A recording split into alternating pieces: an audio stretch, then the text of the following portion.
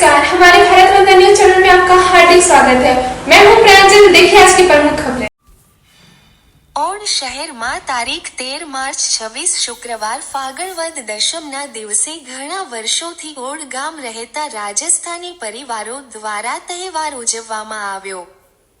રાજસ્થાનમાં મુખ્યત્વે શીતલા સપ્તમી જેને બાસોડા કહેવામાં આવે છે સાતમ પછીના દિવસોમાં આવતું દશા માતાનું વ્રત અત્યંત લોકપ્રિય અને મહત્વનું છે।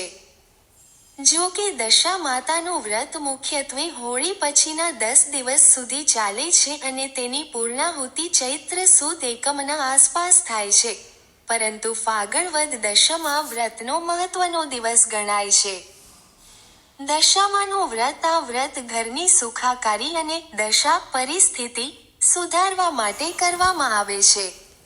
મહિલાઓ ગળામાં દોરો, સૂતરનો દોરો ધારણ કરે છે જેમાં 10 ગાંઠ હોય છે।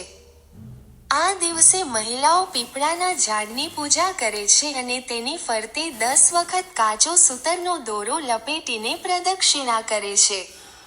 દશા માતાની વાર્તા વ્રત દરમિયાન નળ દમયંતીની કથા સાંભળવાનું વિશેષ મહત્વ છે।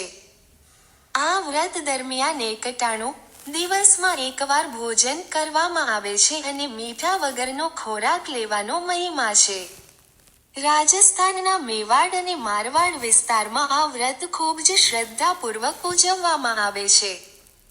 આ વ્રતની શરૂઆત હોળીના બીજા દિવસથી જ થઈ જતી હોય છે અને દશમના દિવસે તેનું વિશેષ પૂજન કરવામાં આવે છે। આજે ઓળમાં રાજસ્થાની પરિવારની મહિલાઓએ પીપળાની પૂજા કરી, દશામાનું વ્રત કરી ખોડિયાર માતાના મંદિરે દીવો પ્રગટાવી પૂજા પ્રાર્થના કરી દશામાના વ્રતની કથા વાંચવામાં આવી।